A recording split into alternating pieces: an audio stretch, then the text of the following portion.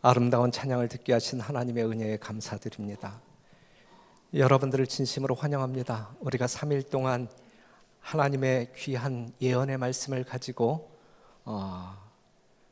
연구하게 되었는데, 우리가 다니엘서 2장을 공부할 때에는 그 신상으로 표현되어진 나라들 중에서 돌나라인 세상의 끝을 가져오는 예수님의 재림에 초점이 맞추어졌던 것 같아요. 그 다음에 우리가 어제 저녁 시간에 공부한 다니엘서 7장을 보게 되면 네 마리의 짐승 중에 네 번째 나라인 로마와 그 로마에서 나오는 작은 뿔 로마 교황권이 이 마지막 시대에 어떻게 활동하는지에 대하여 묘사되어진 그 부분이 강조가 된 것 같습니다. 오늘 이 시간에는 요한계시록 13장을 통해서 또 다른 나라가 어떻게 활동하고 있는지 지금 살펴보도록 하겠습니다. 요한계시록 13장 15절에서 18절에 있는 말씀을 보게 되면 여러분들이 교독 시간에 읽은 말씀입니다. 다시 한번 읽어보면, 저가 권세를 받아 그 짐승의 우상에게 생기를 주어 그 짐승의 우상으로 말하게 하고 또 짐승의 우상에게 경배하지 아니하는 자는 몇이든지 다 죽이게 하더라. 저가 모든 자 곧 작은 자나 큰 자나 부자나 빈궁한 자나 자유한 자나 종들로 그 오른손에나 이마에 표를 받게 하고 누구든지 이 표를 가진 자 외에는 매매를 못하게 하니 이 표는 곧 짐승의 이름이나 그 이름의 수라. 지혜가 여기 있으니 총명 있는 자는 그 짐승의 수를 세어보라. 그 수는 사람의 수니 666이니라 그랬어요. 요한계시록 13장 15절에 18절에 있는 말씀을 보게 되면 짐승의 우상에게 경배하도록 요구하는 일이 있을 것이다. 강제적인 경배예요. 강제적인 경배. 그리고 짐승의 표 666을 받게 할 것인데 이것도 강제적인 거예요. 짐승의 우상에게 경배하지 아니하는 모든 자는 죽이게 할 것이고, 이 짐승의 표를 받지 아니한 사람들은 매매 행위를 못하게 할 것이다. 그러니 이 표를 받아야 합니까? 말아야 합니까? 이 짐승의 표를 우리가 받아야 합니까? 말아야 합니까? 요한계시록 13장 15절 18절에 있는 말씀을 보게 될 때 이 표를 받는 사람들, 짐승의 우상에게 경배하는 사람들은 잠깐의 생명은 누릴 수 있을지라도 영원한 생명은 잃어버릴 수밖에 없는, 그래서 우리가 결코 받아서는 안 되는 그러한 표가 되는 것입니다. 그렇다고 하면 이 표가 도대체 무엇일까? 무엇인지 알아야 받든지 말든지 할 것 아니겠습니까? 그렇기 때문에 요한계시록 13장을 연구함으로 말미암아 이 표의 정체가 무엇인지 분명히 아는 것은 우리들의 영원한 생사와 관련하여 매우 중요한 문제일 수밖에 없다라고 하는 사실이죠. 많은 사람들은 짐승의 표 666이 뭐 컴퓨터 고유 넘버 아니면 바코드 아니면 베리칩 이러한 것으로 이해하는 경우들이 참 많이 있는데, 이것은 진짜 짐승의 표가 무엇인지를 가리기 위한 사단의 술책이지 성서적인 가르침은 아니다라고 하는 사실입니다. 오늘날 제7일 안식일 예수 재림교인들, 요한계시록 13장의 내용이 무엇인지 아는 사람들 중에서도 짐승의 표 666이 베리칩이 아닐까 혼돈에 빠지는 경우들이 있어요. 성경에 대한 분명한 이해가 필요하다라고 하는 현실을 보여주고 있는 것입니다. 오늘 이 시간 이 성전에 모인 우리 모두에게 성령 하나님이 임재하시고 또한 가르쳐 주심으로 말미암아 13장의 내용을 통하여 짐승의 우상이 무엇인지, 짐승의 표가 무엇인지, 이 시대를 살아가고 있는 우리의 믿음을 어떻게 단돌이 해야 할지 깨닫는 귀한 시간 되기를 간절히 바랍니다. 그렇다고 하면 이 짐승의 표, 다시 보면 지혜가 여기 있으니 총명 있는 자는 그 짐승의 수를 세어보라 그랬어요. 이것을 보게 될 때에 이것은 바코드 베리칩과 전혀 상관없는 요한계시록 13장에 나와 있는 짐승과 관련된 표일 수밖에 없다라는 사실. 그렇다고 하면 그 짐승이 누구냐? 그 짐승이 뭐냐, 이거 뭐냐. 자, 13장 1절에 있는 말씀을 보게 되면 내가 보니 바다에서 한 짐승이 나오는데 뿔이 10이요 머리가 7이라. 그 뿔에는 10면류관이 있고 그 머리들에는 참남된 이름들이 있더라. 내가 본 짐승은 표범과 비슷하고 그 발은 곰의 발 같고 그 입은 사자의 입 같은데 무엇이? 용이 자기의 능력과 보좌와 큰 권세를 그에게 주었더라 그랬어요. 여러분 지금 글씨가 제대로 보입니까? 보이는데 깝깝하게 보입니까? 참 흐리게 보이죠? 이 별내교의 수준이 이 정도밖에 안 됨에 대해서 아주 죄송스럽게 생각을 해요. 예. 조금 더 밝았으면 좋겠는데 말이죠. 여기서 보게 되면 바다에서 한 짐승이 올라오는데 아주 복잡하게 생긴 짐승이 올라와요. 복잡하게 생긴. 그런데 이 짐승이 누구로부터 권세를 받냐면 용으로부터 권세를 받아요. 이렇게 생긴 짐승이 올라오죠. 그런데 우리가 이 짐승을 가만히 들여다보면 우리가 어제 저녁 다니엘서 7장에서 4마리의 짐승을 보았는데 그 4마리의 짐승과 닮은 점이 있어요, 없어요? 그 4마리의 짐승을 모자이크한 복합 짐승이 바로 계시록 13장 1절에 나와 있는 이 짐승을 이야기하고 있습니다.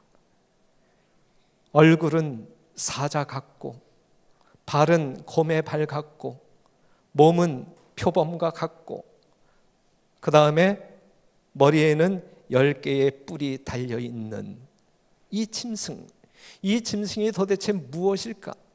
요한계시록 13장 15절 이하에 나와 있는 짐승의 표는 바로 이 짐승의 표를 이야기하고 있는 것인데 이 짐승이 도대체 무엇일까?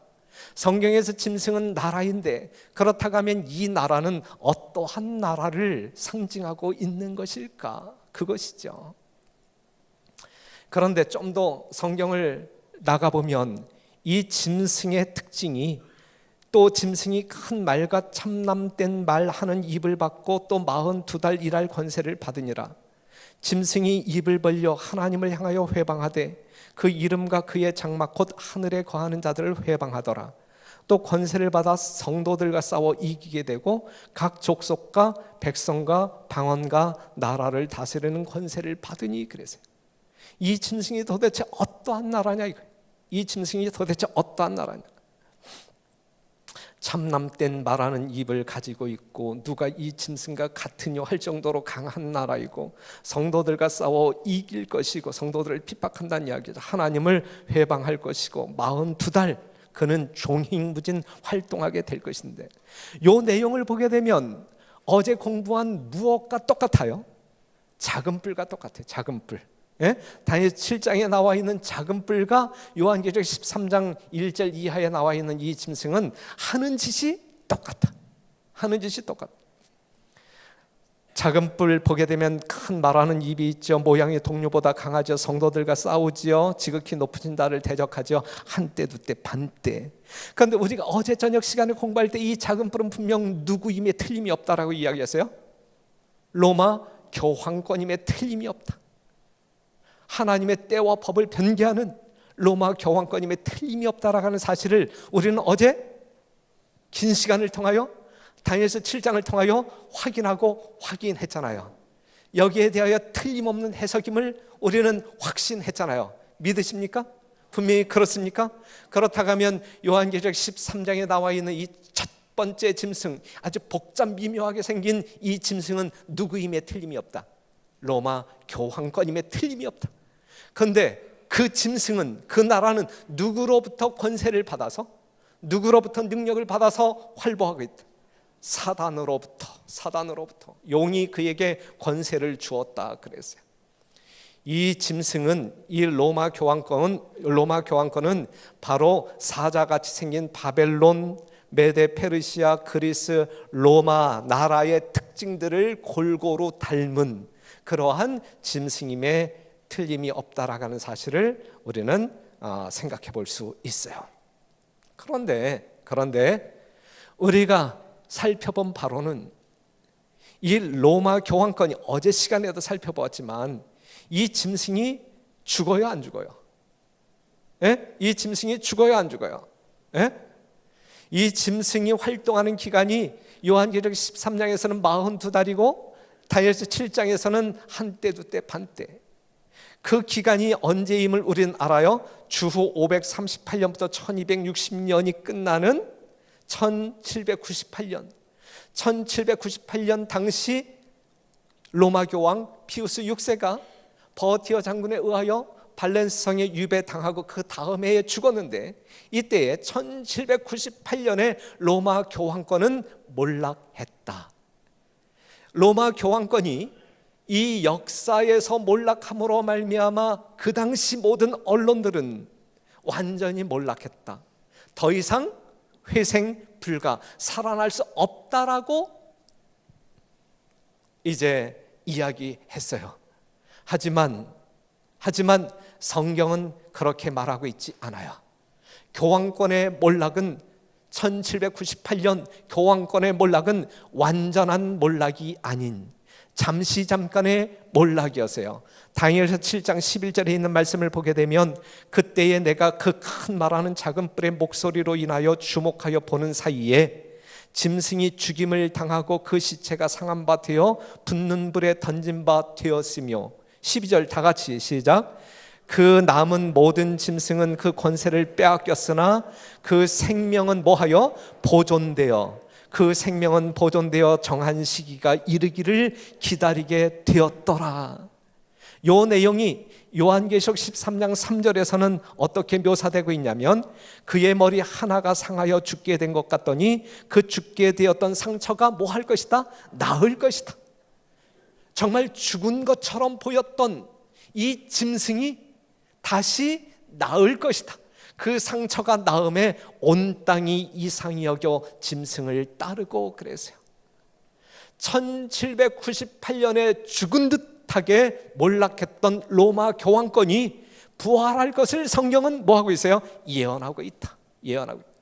그렇다고 하면 하나님께서 우리에게 미리 보여주신, 2600년 전에 미리 보여주신 그 말씀 그대로 몰락했던 로마 교황권이 우리 눈앞에 살아서 활보하고 있느냐 이것이죠. 살아났어요? 아니면 아직까지 죽어 있어요? 1929년 2월 11일 샌프란시스코 연대기에는 이러한 기록이 있어요. 이탈리아의 수상 무솔리니와 추기경 가스파리가 협정을 맺어요. 이 협정을 우리는 라테란 조약이라고 이야기하는데, 이 조약의 내용은 바티칸시를 0.44제곱킬로미터의 평방제곱킬로미터의 바티칸시를 로마 내의 주권 국가로 인정하는 협약서입니다. 1929년에 1798년에 몰락했던, 죽은 듯하게 몰락했던 로마 교황권이 다시 생명력을 얻어 살아나는 때가 1929년 2월 11일을 기점으로 해서 살아난단 말이죠. 더 기이한 것은 이 라테란 협약 그 문서에 어떠한 내용이 기록되어지냐면, 오늘 밤 로마에 관한 문제는 과거에 대한 것이었으며 이제 더 이상 논하지 않는단 말이죠. 바티칸은 이태리와의 사이에 평화를 유지하고 있다. 중대한 문서에 이 가스피리와 무솔리니가 맺는 이 협약서, 이 중대한 문서에 상처를 낫게 함, 이 말은 어디에 나오는 말이에요? 요한계시록 13장 13절에 나와 있는 그 성경절을 친필로 첨가하는 것에 관해서는 양편 다 극진한 진실성을 보였다 그랬어요. 사랑하는 성도 여러분, 죽었던 상처, 몰락했던 로마 교황권이 부활했단 말이죠. 지금 바티칸 시국을 이야기하고 있어요. 그러면 살아난 짐승이 이제 활동하고 있는 거예요. 살아난 로마 교황권이 활동할 때에 온 세상이 이상히 여겨 누구를 따르더라? 그를 따르더라. 온 세상이 누구를 따라야 마땅한데? 이 우주의 초월자이신 여러분들의 구주, 이 세상의 구주 예수님을 따라야 마땅한데, 예수님을 따라야 할 이 세상 만백성들이 하나님을 따르는 대신에 누구를 따르겠다는 이야기예요? 로마 교황을 따르겠다는 이야기예요. 4절에 있는 말씀, 용이 짐승에게 권세를 주므로 용에게 경배하며 짐승에게 경배하여 가로되 누가 이 짐승과 같으뇨 누가 능히 이로 더불어 싸우리요 하더라. 그래서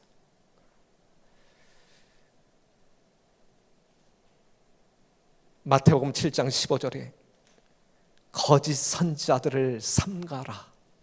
양의 옷을 입고 너희에게 나오나 속에는 노략질하는 일이라. 그래서 생긴 것은 양인데 하는 짓은 뭐예요? 일이. 조심하라, 조심하라.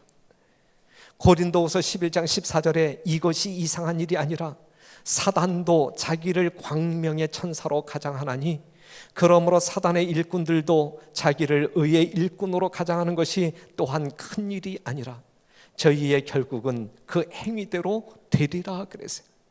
사단도 누구처럼 광명한 천사로 활동한단 말이죠.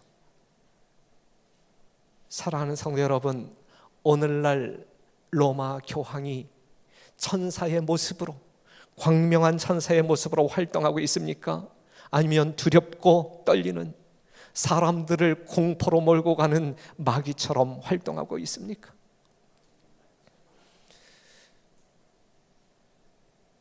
교황의 요구에 따라 200여 종파의 그리스도교 지도자들은 각기 다른 전통을 가지고 분리되어 있는 그리스도인들 사이의 장벽을 무너뜨리기 위하여 진행되고 있는 프로그램에서 법안과 함께 기도하고자 트리니티 대학의 예배실에 모였다.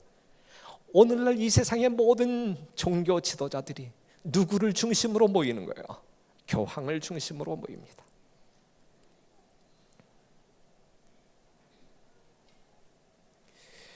국제교회 협회 총무 클레이너 렌달 씨는 교황이 그곳에서 개신교도들과 함께 칼빈파의 찬미가와 찰스 웨슬레이의 찬미를 부르고 있는 것을 볼 때에 감동받지 않을 수 없었다. 그는 또한 이 사실은 우리가 얼마나 가까워졌는지를 잘 보여주는 증거라고 덧붙였다. 핍박했던 개신교회와 핍박받은 개신교회와 핍박했던 가톨릭이 아주 친해지고 있어요. 아주 친해지고 있어요.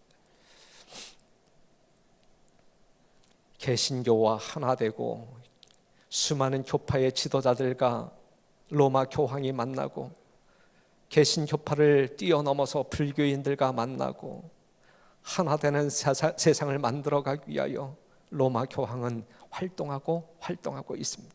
이러한 광경을 보게 될 때 참 아름다워요. 이 영적인 세계를 모르는 사람들이 볼 때에는 정말 너그럽고 자애롭고 참 보기 좋다, 정말 이 세상 종교 볼만하다, 이렇게 평가할 수 있습니까? 이 비구니와 이 수녀가 미소 지으면서 나란히 서 있는 이 모습이 보기 좋아요, 안 좋아요? 보기 좋잖아요. 얼마나 보기 좋아요. 하나님을 모르는 사람들이, 성경을 모르는 사람들이 이것을 보게 될 때 얼마나 보기 좋아요. 이것을 여러분들처럼 참 이상하게 두렵게 바라본다고 하면 여러분들이 이상한 사람, 여러분들이 돌맞을 사람들이에요. 하지만 이 세상은 이렇게 아름답게 변해가고 있습니다. 종교 지도자들이 로마 교황과 친해지고 있어요. 아름다운 만남을 보내고 있어요. 종교 지도자들뿐만이 아니라 종교 지도자들뿐만 아니라 이 세상의 정치 지도자들까지도 로마 교황과 손을 잡아가고 있단 말이죠.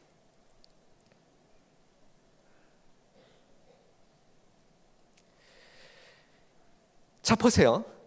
하나님의 말씀 그대로 죽었던 상처 로마 교황이 행보할 때마다 온 세상이 종교인이든 정치인이든 상공인이든 이 지구상에 있는 수많은 사람들이, 거의 모든 사람들이 이 로마 교황을 극찬하며 경배의 순으로 따르고 잇따라가는 이 현실 속에서 우리는 무엇을 생각해야 할까? 그 죽게 되었던 상처가 나음에 온 땅이 이상히 여겨, 정말 이상한 것이거든요. 이상히 여겨 짐승을 따르고 짐승에게 경배하여 가로되 누가 이 짐승과 같으뇨 누가 능히 이로 더불어 싸우리요 하더라 그랬어요. 교황이 죽었을 때에 모인 인파들을 보세요. 교황이 설교할 때에 이 어린아이가 정말 예수님의 품에 안기듯이 모이는 이 광경을 보게 될 때 사람들이 감동해요, 감동하지 않아요? 예? 감동할 수밖에 없어요. 감동할 수밖에. 우리나라의 교황이 2014년도에 왔었잖아요. 성인 추대식을 위해서 이 광화문에 모인 사람들의 수를 봐요. 온 땅이 이상히 여겨 그를 따르더라 그랬어요.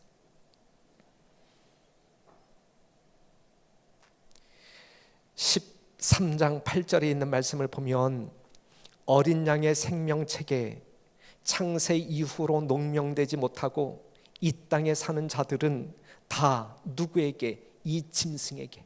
이 짐승, 요한계시록 13장 1절에 나와 있는 이 짐승 로마 교황에게 경배하리라 그랬어요.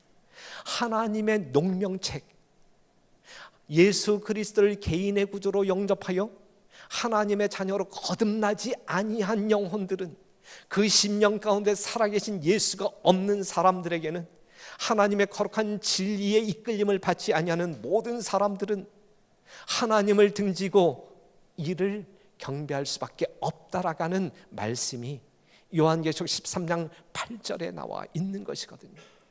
사랑하는 성도 여러분, 여러분들은 이 시간 누구를 경배하는 사람들이십니까? 누구를 경배하기 위하여 이 자리에 앉아 있는 사람들이십니까? 우리가 경배해야 할 대상은 오직 하나. 사랑하는 성도 여러분, 온 세상이 그를 따른다 할지라도 우리는 따라야 할 예수님이 앞서가고 있음을 의심하지 말게 되시기를 바라고, 그 어린 양이 어디로 인도하든지 따라가는 충성스러운 주의 종들이 되기를 간절히 바랍니다. 그런데 요한계시록 13장을 보게 되면 지금까지 묘사한 첫 번째 짐승 로마 교황권을 가리키고 있는 이 복잡다단한 그 짐승 말고 또 다른 짐승이 등장하게 되는데, 이 짐승을 주목하여 보시기 바랍니다. 내가 봄에 또 다른 짐승이 어디에서 올라왔어요? 땅에서 올라왔어요. 다니엘서 7장에 나와 있는 4마리의 짐승은 다 어디에서 올라왔는데?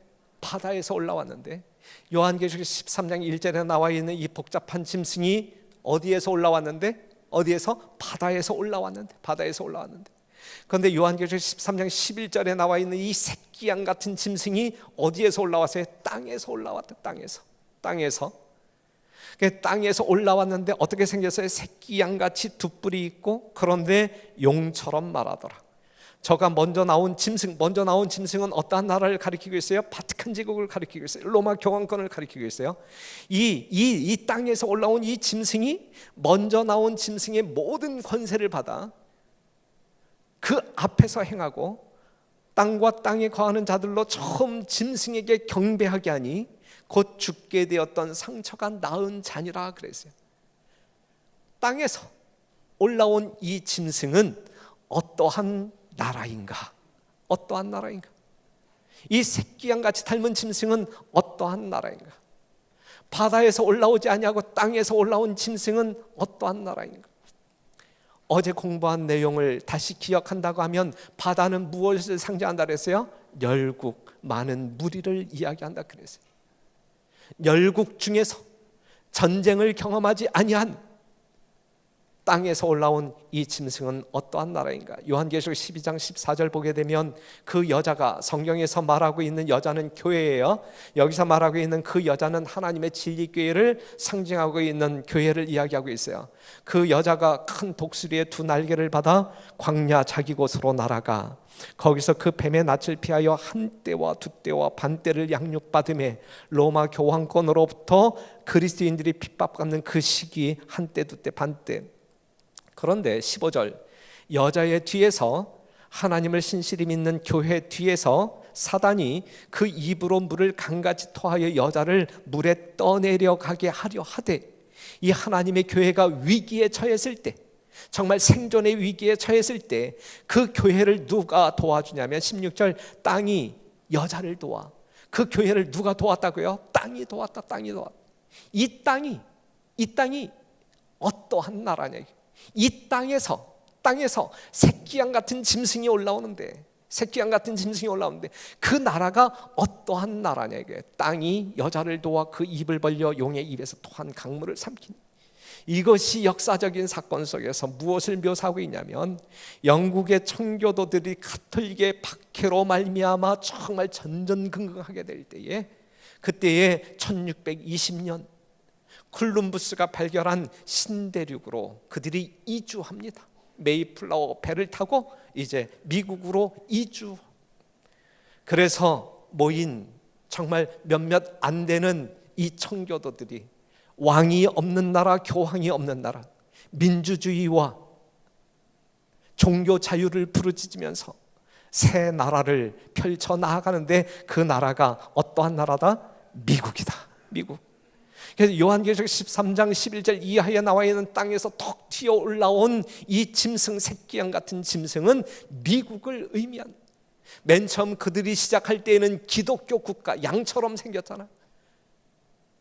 예수님을 상징하는 양처럼 생겼잖아요.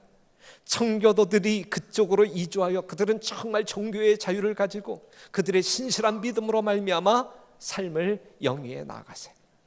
그래서 미국은 기독교 국가로 시작합니다. 기독교 국가로 시작해요. 그런데 양처럼 생긴 이 나라가 나중에는 뭐처럼 말할 것이라고요? 용처럼 말할 것. 자, 그러면 이 새끼양 같은 짐승 미국이 무슨 일을 하느냐. 미국이 무슨 일을 하느냐.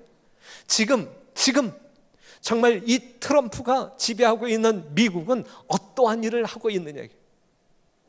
성경을 통하여 우리가 그 사실을 조명해 봅시다. 무슨 일을 하는가? 먼저는 그 짐승, 요한계시록 13장 1절에 나와 있는 그 짐승, 로마 교황과 친해집니다. 레이건 대통령 당시에 이제 로마 바티칸 교황청과 이제 그 수교를 맺죠. 그리고 로마 교황이 미국을 방문합니다. 로마 교황이 미국을 방문했을 때 워싱턴 스타지 잡지에는 이러한 기사가 떴어요. 법왕이 미국을 한번 방문한다는 것은 상상만 해도 벼락을 맞을 일이었다. 있을 수 없는 일이라니. 가해자와 피해자, 즉 피해자들을 가해자가 방문하는 사건이거든요. 로마 교황의 이 박해에 견디지 못하여 도망간 기독교인들이 세운 나라가 미국이거든요. 로마 교황청은 가해자, 미국은 피해자거든요. 철천지 원수이거든요. 그렇기 때문에 법왕이 미국을 한번 방문한다는 것은 상상만 해도 벼락을 맞을 일이었다. 그러나 이제 역사상 최초의 폴란드인 법왕 요한 바오로 2세가 그 놀라운 선거를 치른 지 1년 후에 온 세계의 하늘에 빛나는 별로서 광명한 천사로서, 그렇죠? 광명한 천사로서 만 7일간을 우리와 함께 지내겠다는 약속 아래 우리 미국에 오게 되었다. 정치가들은 다투어 그를 맞이할 준비를 하고 있다. 여러 개의 도시의 시장들은 그들의 도시의 업무를 실제적으로 중단하고 법왕을 맞이할 행사를 열렬하게 준비하였다. 그래서 미국과 바티칸 제국이 아주 친해집니다. 클린턴이 대통령 당시에도 이 교황이 방문하는데, 그때 클린턴은 이 로마 교황 귀에 대고 이 말을 했어요. 교황이 바라는 대로 되기 위해 미국이 얼마나 노력하고 있는지 이번 방문을 통해서 확인하시기를 희망합니다. 그랬어요. 미국이 실제적으로 이 말씀을 보게 되면 미국이 로마 교황의 속된 말로 꼬봉 역할을 하는 거예요. 그 역할을 하는 거예요. 자, 오바마 대통령 당시에도 2015년에 미국을 방문하자 교황이 얼마나 귀엽게 웃어요, 대통령이. 그렇죠? 얼마나 다정스럽게 보여요. 아주 다정하죠. 교황 방문에 미국은 열광하였다. 그랬어요. 교황청의 건물과 백악관의 건물이 비슷하지 않습니까? 미국과 교황은 참 친해진 사이 되었어요. 그렇죠? 자, 미국이 이 로마 교황과 이처럼 친해진 미국이 이제 로마 교황을 위하여 어떠한 일을 할 것이냐, 미국이 어떠한 일을 행할 것이냐, 어떠한 일을 해요? 로마 교황을 위하여 몸바쳐 충성합니다. 몸바쳐 충성합니다. 새끼양 같은 짐승이 누구처럼 말하더라? 용처럼 말하더라. 용처럼. 이제 용의 일을 한다는 이야기예요. 사단이 했던 일을 한다는 이야기예요. 미국이 하는 일이 첫 번째, 그 짐승의 첫 번째 짐승의 우상을 만든다. 로마 교황의 우상을 만든다. 12절 보게 되면 저가 먼저 나온 짐승의 모든 권세를 그 앞에서 행하고 땅과 땅에 거하는 자들로 처음 짐승에게 경배하게 하니 곧 죽게 되었던 상처가 나은 자니라. 미국이 하는 역할, 이 세상 모든 사람들로 하여금 누구에게 관심을 갖게 하는 거예요? 로마 교황에게. 로마 교황에게 존경과 경배심을 불러일으키는 역할을 어느 나라가 한다는 이야기예요? 미국이 한다는 이야기예요.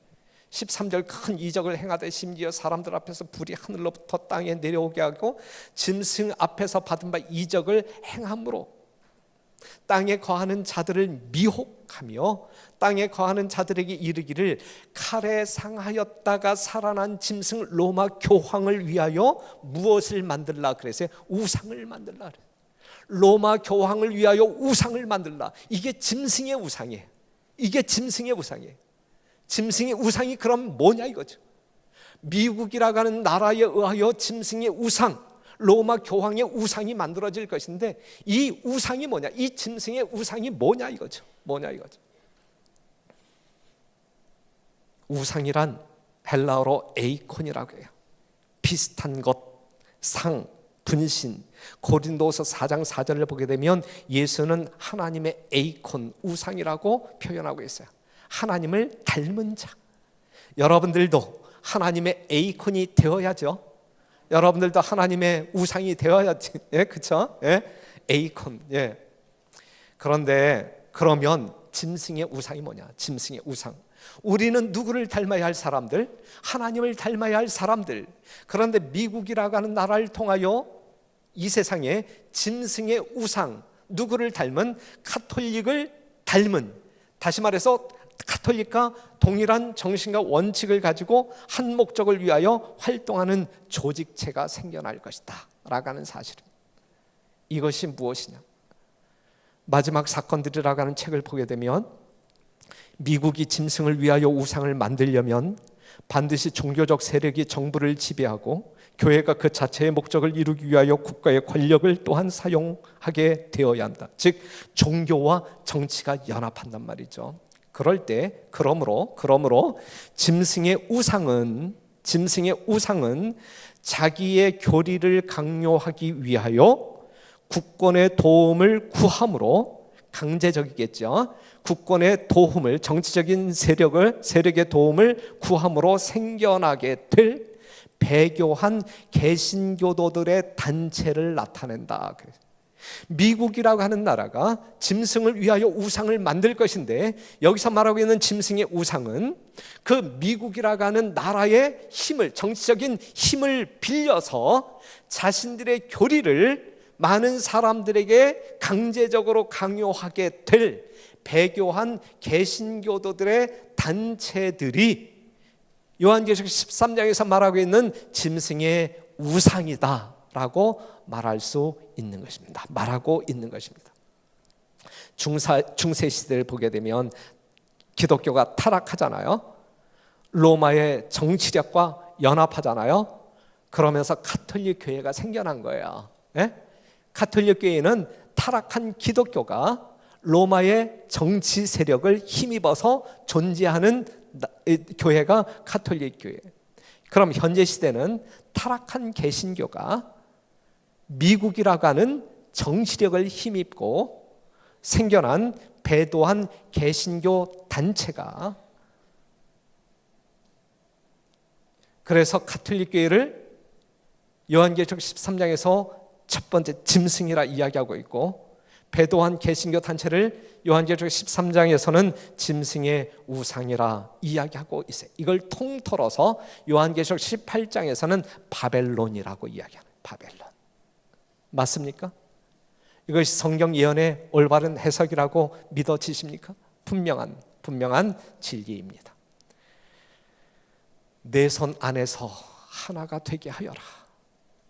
개신교는 배교하고 있어요. 그 다음에 이 미국이라고 하는 나라가 이러한 짐승의 우상을 만들 뿐만 아니라 두 번째 하는 일이 그 짐승의 표를 받도록 강요한다. 짐승의 표를 받도록. 이 세상에 존재하는 하나님의 농명책에 기록되지 아니한 모든 사람들이 이 짐승의 표를 받도록 강요한다. 누가? 두 번째 짐승, 새끼양 같은 짐승, 미국이라고 하는 나라가. 다시 한번 읽지 않아도 되죠? 예? 읽지 않아도 무슨 내용인지 알죠? 15절에서 18절에 있는 말씀을 보게 되면 이게 아니다. 바코드도 아니고 베리칩도 아니고. 그러면 짐승의 표가 무엇이냐? 요한계시록 13장 18절에 있는 말씀을 보면 여기에는 세심한 주의를 기울여서 풀어야 할 수수께끼가 있습니다. 이 숫자의 뜻을 풀 수 있는 사람은 풀어보십시오. 이 짐승의 이름을 숫자로 표시하면 666이 됩니다. 이 짐승의 이름을 숫자로 표시하면 666이 됩니다. 풀어봐라 이거예요. 그래서 짐승의 표가 무엇인지 그 정체를 분명히 알라 이거예요. 풀어보지도 않고 짐승의 표가 그냥 베리칩이네 이렇게 막연하게 믿고 따라가지 말고, 그렇게 미혹당하지 말고 하나님의 말씀을 살펴보라 이거예요. 하나님의 말씀이 여러분들의 구원을 위하여 주어졌는데 여러분들이 이 말씀을 통하여 구속의 진리를 깨달아야 하는, 살펴보지도 아니하고 그냥 막연하게 누군가를 쫓아간다고 하면 그것이 내 주인도 아닌데, 생명의 길도 아닌데 엉뚱한 길에 빠질 수 있다라는 사실이죠.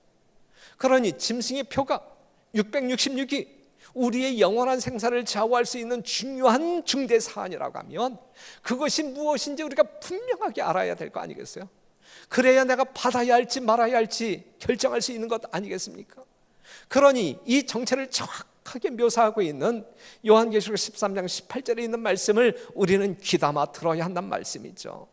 지혜가 있다고 하면, 여러분들에게 믿음이 있다고 하면, 하나님을 신실히 믿고 구원받고자 하는 갈망의 마음이 있다고 하면 이 짐승의 이름을 숫자로 풀어봐라. 숫자로 풀어봐라.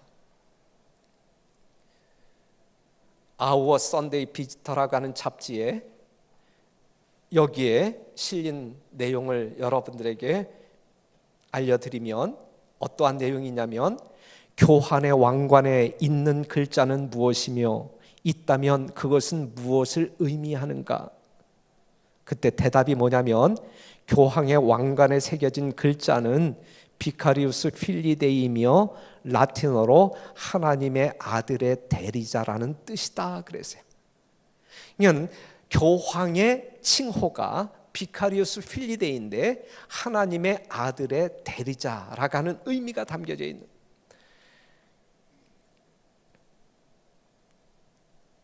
그런데 요한계시록 13장에서는 그 짐승의 이름, 이 짐승을 지칭하고 있는 그 이름의 수를 세어보라 그랬잖아요. 세어보라 그랬잖아요.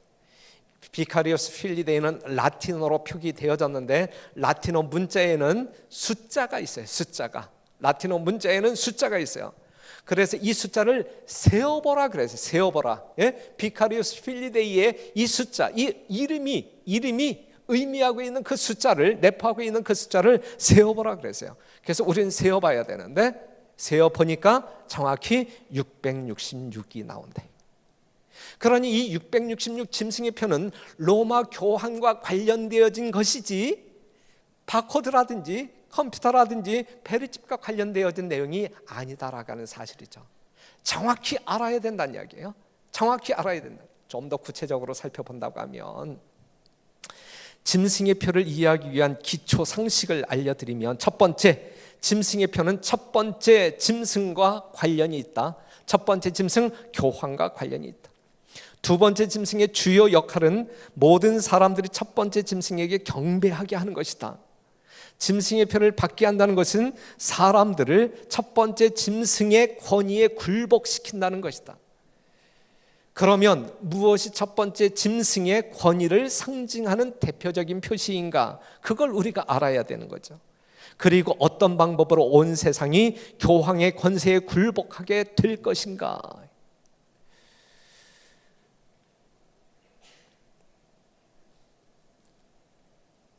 보면 사단 자신이 하나님처럼 되어 경배를 받고자 하잖아요. 그래서 하늘에서 전쟁이 일어나 패배하고 이 땅으로 내어쫓긴 것 아니겠습니까? 하나님께서는 경배의 시간으로 안식일을 제정하셨어요. 사람을 만들자마자 그 사람들의 경배를 받기 위하여 안식일을 제정하셨고, 안식, 최초의 인류로부터 지금까지 그 안식일 시간을 통하여 우리 하나님은 뭘 받아오셨어요? 경배를 받아오셨어요. 지금 여러분들을 통하여 우리 하나님은 뭘 받으시는 거예요? 경배 받으시는 거예요. 그렇죠? 지금 여러분들 중에 만에 하나 이 하나님의 말씀을 듣지 아니하고 졸고 있는 사람일지라도 누구를 경배하고 있어요? 하나님을 경배하고 있어요. 우리는 잠 속에서라도 하나님을 경배하는 남은 백성, 진리의 백성, 이 정도로 추철한 신실한 백성들이란 말이에요. 그렇죠? 누가 잠자는 사람들을 비난할 수 있어요? 지금 뭐 하고 있는데? 하나님을 경배하고 있는데. 결코 어느 누구도 저 장로님은 저 사람은 장로님 취소. 장로님 중에서 지금 잠자고 있는 사람 아무도 없어요. 우리 교회 장로님들은 예배 시간에 잠자지 않아요. 잠깐 잠자고 있는 어떠한 사람들을 딱 지칭하면서 저 사람은 교회 오기만 하면 습관적으로 잠잔다고, 이렇게 비난해서 안 돼요. 우리는 이 성전, 이 안식일 이전에 있다라는 자체가 누구를 경배한다는 이야기예요? 하나님을 신실히 경배한다는 이야기예요. 비록 뭐 할지라도, 잠잘지라도 하나님께서는 경배의 시간으로 안식일을 제정하셨다. 안식일이 포함된 십계명은 하나님의 권위의 상징이다. 사단은 하나님의 권위를 무시하고 십계명을 뭐 하였다? 변경하였다. 특히 하나님의 경배의 시간 안식일을 일요일로 대치하였다. 그러면서 뭐라고 이야기하냐면, 교황은 때를 변개하고 법을 폐기하고 모든 것을, 심지어는 그리스도의 교훈까지도 삭제할 권세가 있다 그래서요. 사랑하는 성도 여러분, 하나님께서 우리에게 주신 십계명은 하나님의 권위의 표징입니다. 그런데 그 하나님의 십계명을 건드렸다는 이야기는 하나님의 절대적인 권세에 도전하는 사단의 권세를 나타내고 있는 거예요. 무슨 말씀인지 이해가 돼요?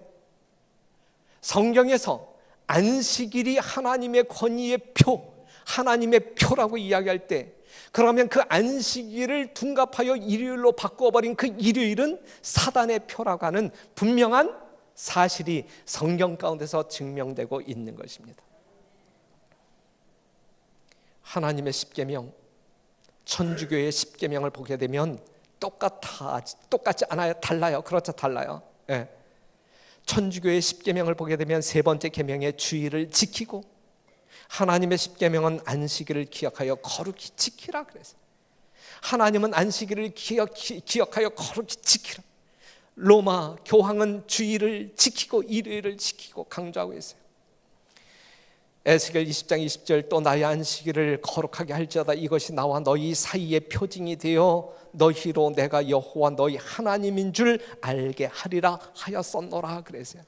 이게 하나님께서 우리에게 요구하고 있는 안식일, 이 안식일의 진정한 의미가 여기에 담겨져 있는 거예요. 안식일은 하나님과 우리 사이에 하나의 표징이 되어서, 사인이 되어, 표가 되어서, 인이 되어서 피조물인 내가 섬기는 하나님이 창조주이고 구속주인지를 알게 하는 표가 되는 것이고, 이 안식일을 준수함으로 하나님을 경배하는 그 사람들을 볼 때에 하나님께서는 내 백성이다라고 하는 사실을 알게 하는 사인이 바로 이 안식이다 이거죠. 중요해요? 중요하지 않아요. 그렇기 때문에 하나님과 여러분 사이에 안식일이 없어진다고 하면, 빠져버린다라고 하면, 내가 믿는 신이 창조주 하나님인지 다른 잡신인지 분별할 수 있는 방법이 없는 거예요. 알 수 있는 방법이 전혀 없는 거예요. 확인할 수 있는 방법이 없는 거예요. 방법이 없는 거예요. 이것을 이렇게 바꿔서 읽어보면 또 나의 일요일을 거룩하게 할지어다. 사단이 말하겠죠. 또 나의 일요일을 거룩하게 할지어다.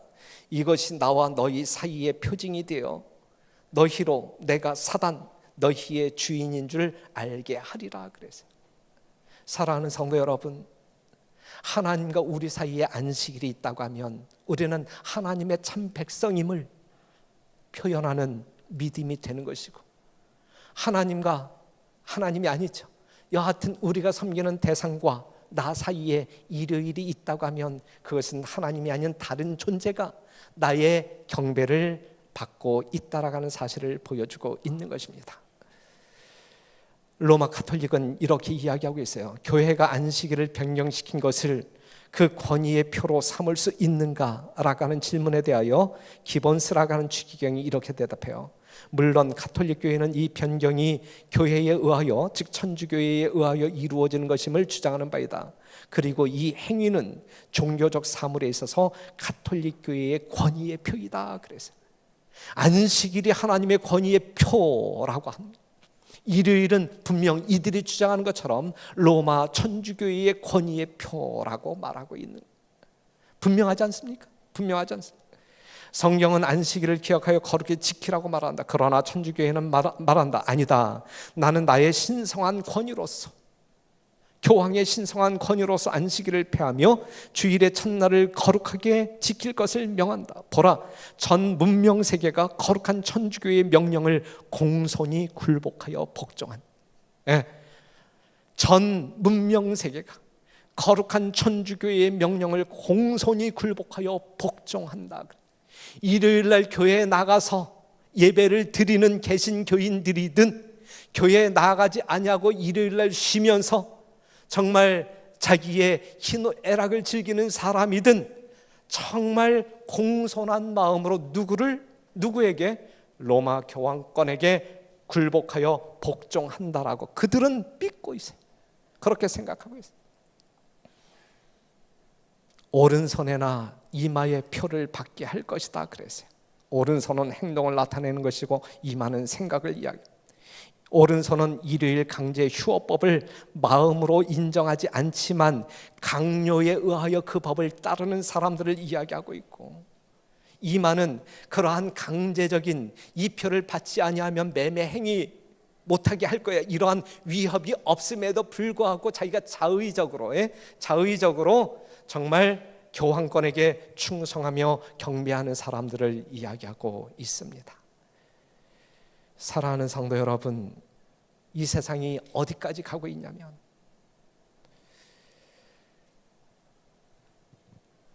이 이마에서, 이 생각 속에서 자의적으로 로마 교황을, 사단을 경배하지 아니하는 사람들의 경배를 받기 위하여 교황과 미국은 하나의 작품을 만들고 있는데, 미국이라고 하는 나라가 첫째 짐승 로마 교황권을 위하여 짐승의 표를 받도록 강제하고 있는데 그것이 일요일 휴업령입니다. 이것이 AD 321년 칸스탄틴에 의하여 만들어졌던 일요일 휴업령이에요.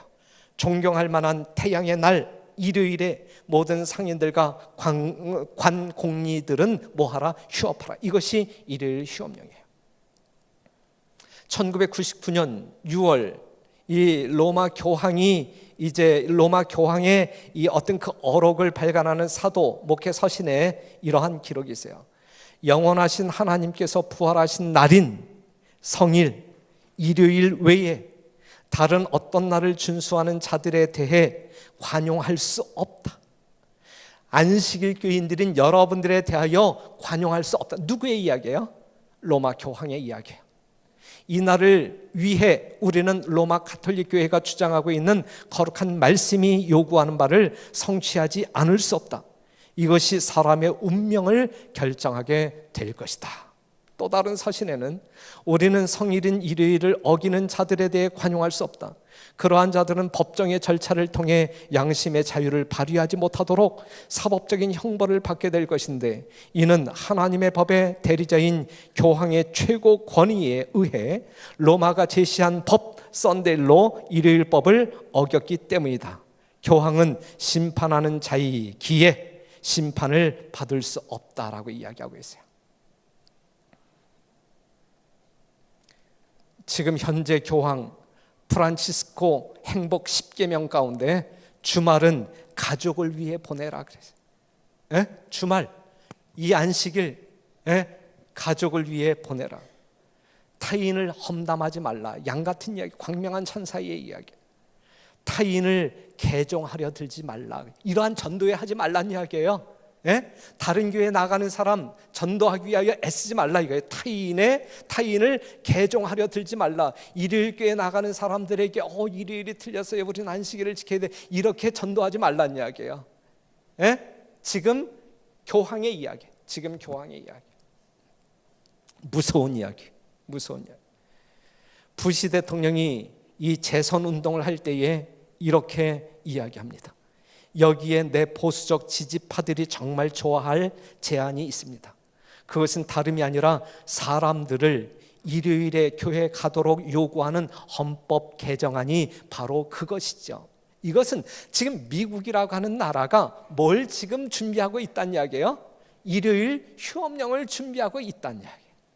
모든 정치인들이 정말 기독교인들의 표를 얻기 위하여 이 법안을 가지고 타협하고 있다는 이야기거든요. 모든 대통령들이. 지금 우리의 현주소가 이것이란 말이죠. 오바마는 일요일 법령에 대해서 이렇게 이야기하고 있어요. 최근 대통령이잖아요. 바로 전 대통령이잖아요. 오바마 대통령이 이렇게 이야기해요.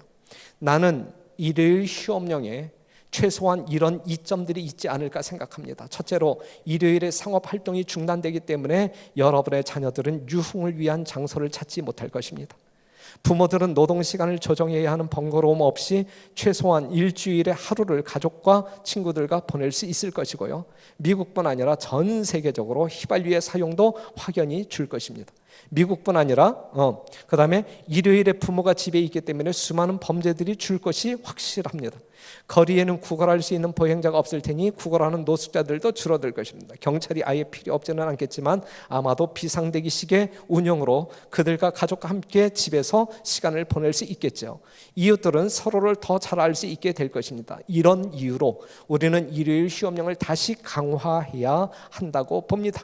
노동을 제한한다는 의미보다는 선택할 수 있는 권리조차 없는 사람들에게 진정한 자유를 주기 위해서 말입니다. 얼마나 많은 세금이 절약될지는 상상해 보십시오. 그래서 사랑하는 성도 여러분, 미국이라고 하는 나라가 첫째 짐승을 위하여 우상을 만들 뿐만 아니라 하나님의 농명책에 기록되지 아니한 모든 사람들의 경배를 누구에게 돌리기 위하여, 하나님이 아닌 첫째 짐승에게 돌리기 위하여 이 짐승의 표를 만들어서 강제하게 할 것인데, 그 짐승의 표가 무엇이라고요?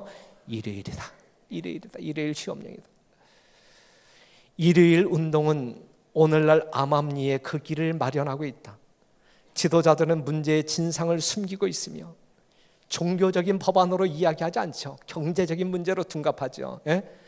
문제의 진상을 숨기고 있으며 그 운동에 연합하는 많은 사람들은 저류가 어디로 향해 흐르고 있는지 스스로 깨닫지 못한다. 그 공허는 부드럽고 그리스도인답게 보이지만 그것을 말할 때는 용의 정신이 나타날 것이다. 암암리에 일요일 법령이 준비되고 있다라는 사실, 마지막 순간 여러분들의 목을 조이는 용의 정신이 나타나게 될 것입니다. 사람들이 하나님께서 당신의 권위의 표가 된다고 선언하신 제도를 버리고 그 대신에 로마교가 자기의 최상권의 표로 택한 것을 높일 때에, 일요일을 높일 때에 그것으로서 그들은 로마교에 복종하는 표, 곧 짐승의 표를 받게 될 것이다. 언제 받을 것이냐예요. 언제? 아직 아무도 짐승의 표를 받은 자는 없다. 지금 우리가 일요일교회 나간다고 해서 짐승의 표 받는 거 아니에요. 아직 아니에요. 모든 교회에 참된 그리스도인들이 있는데 로마 가톨릭 교회도 예외가 될 수 없다. 그죠? 일반 개신교회에 하나님의 참 백성이 있단 말이에요. 하나님의 음성을 들어야 할 이 우리에 들지 아니한 또 다른 양이 지금 세상 가운데 있단 말이에요. 천주교회 안에도 하나님의 백성이 있고 일반 개신교회 안에도 하나님께서 구원해야 할 백성들이 있단 말이죠. 그들이 하나님의 음성을 듣고 하나님을 따라와야 된단 말이죠. 정말 이 울타리 안으로 들어와야 된단 말이죠. 저들이 빛을 받아들이고 넷째 계명에 대한 의무를 깨닫기까지는, 안식일에 대한 이 현대적 기별을 깨닫기까지는 아무도 정죄를 받지 않는다. 그러나 거짓 안식일을 강요하는 법령, 거짓 안식일, 일요일을 강요하는 법령이 반포되고, 그럼에도 불구하고 이 거짓 것과 참 것을 분명히 구별하는 선이 질 것인데 그때까지도 계속해서 그 선이 분명히 그어졌음에도 불구하고 넷째 계명을 범하는 사람들은 짐승의 표를 받게 될 것이다 그랬어요. 일요일을 지키도록 강제적인 법령이 이 미국 대통령령에 의하여 반포되었음에도 불구하고, 그래서 이것이 아니다라는 성서적인 진리를 깨닫는 그 현실 앞에서도 그것을 받아들이지 아니하고 이 일요일을 그냥 준수하는 사람들은 바로 그때에, 이 일요일 휴업령에 굴복하는 사람들은 바로 그때 짐승의 표를 받게 되는 것이다 라는 사실이죠. 이해가 되십니까? 네, 이해가 되시죠? 그래서 다시 한번 강조하지만, 죽임을 당한 어린 양의 생명책의 창세 이후로 농명되지 못하고 이 땅에 사는 자들은 다 짐승에게 경배하는, 여러분들 중에서도 진실되게 십자가의 그 오묘한 사랑을, 하나님의 무한한 사랑을 전적으로 이해하지 못하고 그냥 형식적으로 지식적으로 막연하게 이 안식일 시간 속에서 하나님을 경배하는 사람들은 결국은 짐승의 표를 받게 될 겁니다.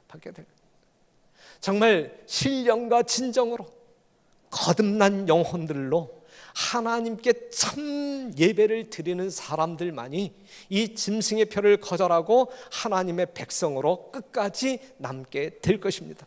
우리 별내교회 성도들은 한 영혼도 정말 지식이 미비하여 혼돈에 빠지다가 사단을 경배하는 무리에 속할 영혼들이 있어서는 안 될 거예요. 하나님의 거룩한 진리를 불분명하게 깨닫고 있다고 하면 눈을 부릅뜨고 하나님의 거룩한 진리가 무엇인지 이해하기 위하여 최선의 노력을 경주하고, 만약에 깨닫고 이해한다고 하면 그 말씀대로 순종하기 위하여 성령을 구하는 가운데, 능력을 구하는 가운데 승리자가 되어야 할 것이고, 그리하여 우리 주님이 이 땅에 오시는 그날 우리가 성공적인 하늘 입성이 있어야 되지 않겠습니까? 교황에게 경배한다는 것이 뭐냐? 그의 말에 복종한다는 것이다. 일요일 강제 휴업법에 굴복한다는 것이다. 그를 하나님처럼 섬긴다는 것이다. 하나님의 권위보다 그의 권위를 더 높여서 그의 명령을 따른다는 것이다. 마지막 생명을 그에게 의지하는 것이 교황에게 경배하는 것이다. 데살로니가후서 2장 3절에 있는 말씀을 보면, 누가 아무렇게 하여도 너희가 미혹하지 말라. 먼저 배도하는 일이 있고 저 불법의 사람 곧 멸망의 아들이 나타나기 전에는 이르지 아니하리니, 저는 대적하는 자라 범사에 일컫는 하나님이나 숭배함을 받는 자 위에 뛰어나 자존하여 하나님 성전에 앉아 자기를 보여 하나님이라 하느니라 그랬어요. 하나님의 성전에 앉아, 하나님의 보좌에 앉아 내가 하나님이다라고 주장하는 때가 언제냐? 지금은 세상 모든 사람들이 자의적으로 로마 교황권에게 굴복해요. 그렇기 때문에 이 세상 모든 사람들에게 경배를 받는 것이 아니라 부분적으로 경배받고 있어요.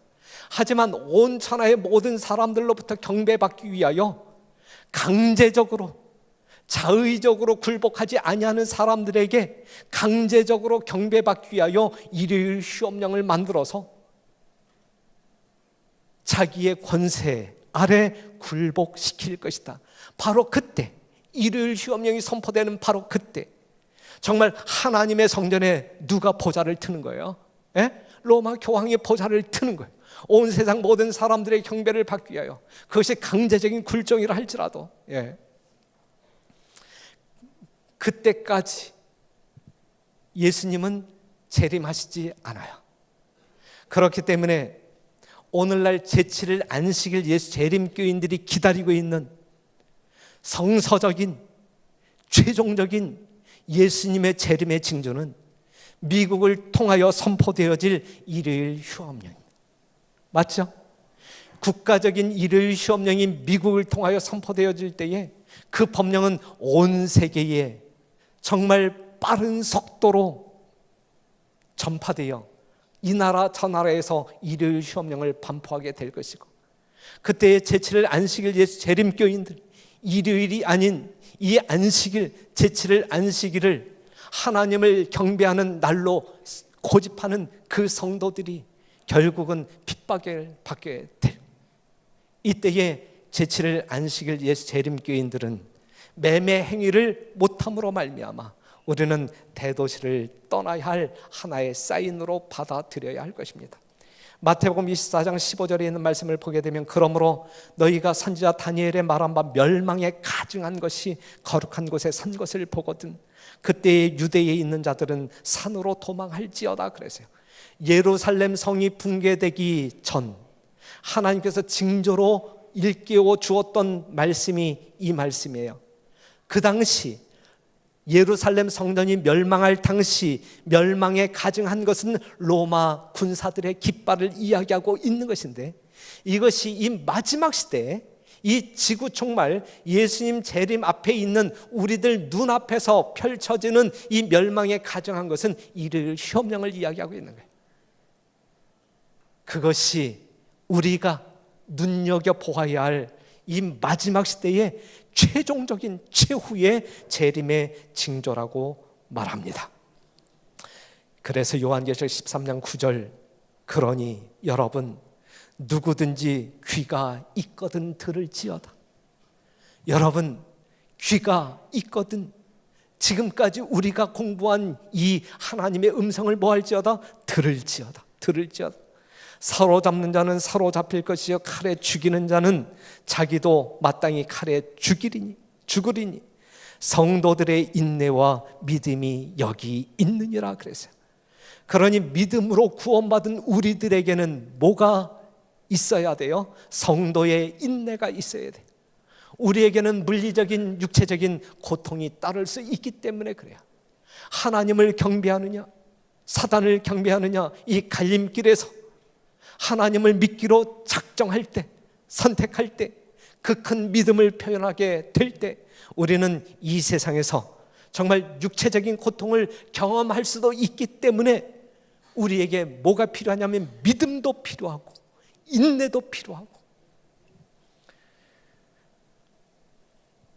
그리스도의 재림 직전에 있을 시련의 때에 의인들은 하늘 천사의 봉사를 통하여 보호를 받을 것이다. 그러나 하나님의 율법을 범한 자들에게는 안전이 없을 것이다 그랬어요. 성도 여러분, 하나님의 거룩한 진리의 말씀에 여러분들의 신앙의 토대가 놓여지게 되기를 간절히 바랍니다. 지금 여러분들이 처한 환경이 어떠할지 모르지만 하나님의 거룩한 백성들로 안식일을 타협하고 성별하지 못하는 성도들이 있어요.